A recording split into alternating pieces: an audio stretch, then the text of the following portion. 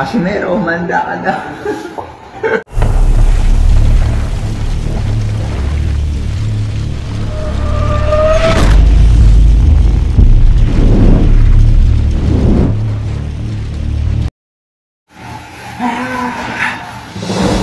Ito na sa wakas mga kakwento.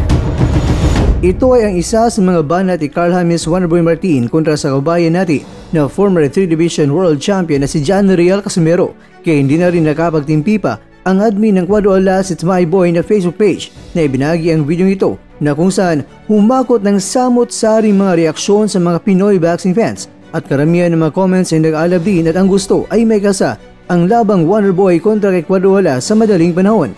At ito naman ang naging caption ng video ng pagbabanta ni Martin kay Casimero na posted sa Facebook page ni Casimero. Ayan ka na naman, badyaw ka talaga. Binigyan ka nga lang ng pang Noche Buena para may panghanda ka. Nakalimutan mo sino kinulot mo. At dagdag pa ni Casimero sa kanyang comment sa nasabing post, sinabi niya na sana kakasaka kung papalagan kita, badyaw. Hindi rin napigilan ni Casimero na sinabi niyang lumaki ang ulo, isang bansa pa lang ang napuntahan, nagbanta na. At sa usapan ay naisali rin ni Casimero itong si Milan Milindo at sinabi niya na Vegeta, anong nakain ng mahinang nilalang na ito? Nagbanta pa sa Immortal. Kaya naman, ito na ang malupitang banat ni Casimero sa Wonderboy. Sinabi niya na kung ako ang nakalaban mo, sa ospital ka sana ngayon magpasko. Actually mga kakwento, nagsimulang bumanat si Coach Jason Casimero kay Martin sa panahong pinasaringan ni Martin itong si Casimero sa panahong hindi niya nakuha ang timbang sa laban niya kay Saul Sanchez. Kaya naman, ang pagputsada rin ni Coach Jason ay sinabi niya, sino ang dapat mong kalabanin, si Casimero o si Martin? At sinabi ni Coach Jason na syempre, kung ako si Inoue, yung pipiliin ko si Martin dahil easy work. Kahit nga kay Filipos Ngitumba ay hindi mananalo si Martin. At kung maglaban talaga sa Inoue at Martin, ay wala talagang 1 point man lang porsyento na mananalo. Wala raw talaga mga kakwento.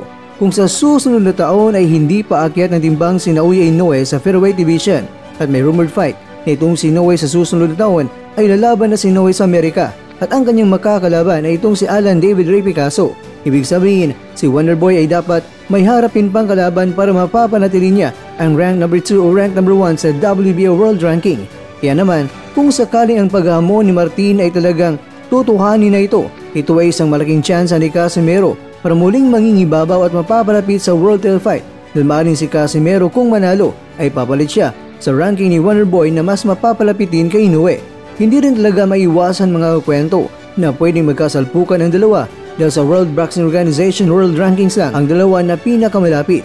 Kaya maaari talaga na sila ay magkasalpukan. Kay Casimero ay chance na ito para mas mapapadali ang World Title Fight. Kay Martin naman ay hindi lang World Title Fight mapapalapit sa kanya, kundi mabibigyan rin ng katuparan ang paghamon niya at magkakalaman na sa Pinas kung sino nga ba ang hari sa Super Bantamweight Division.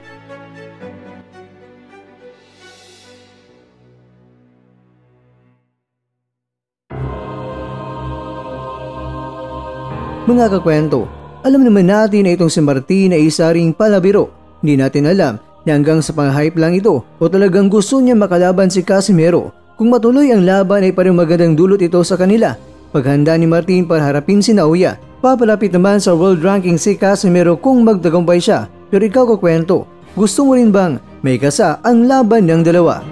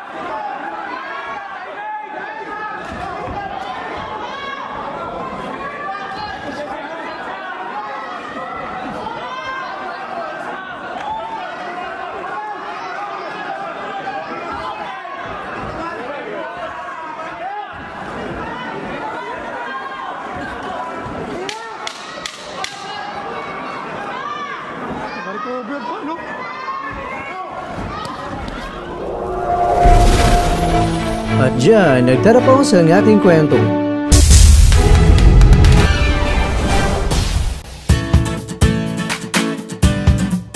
Maraming salamat mga kakwento sa inyong panunood. Pero baka naman mga kakwento ay nagustuhan niyo po ang kwento natin ngayon. Baka pwede niyo po akong mabigyan dyan ng like, subscribe at pa-click na rin sa bell button.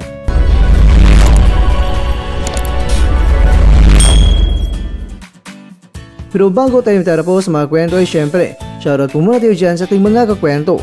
Kay kakwentong Alex Ace Boche, kay kakwentong Miles Samson, kay kakwentong Michael Cardino, at ikaw kakwentong nanonood ngayon, shoutout sa'yo dyan. Bueno, hanggang dito na po muna ang ating kwentuhan at abangan nyo na po ating susunod na video. At dito lang po yan sa isang channel na kung saan maaring ito'y mga kwentong di pa na kwento sa inyo.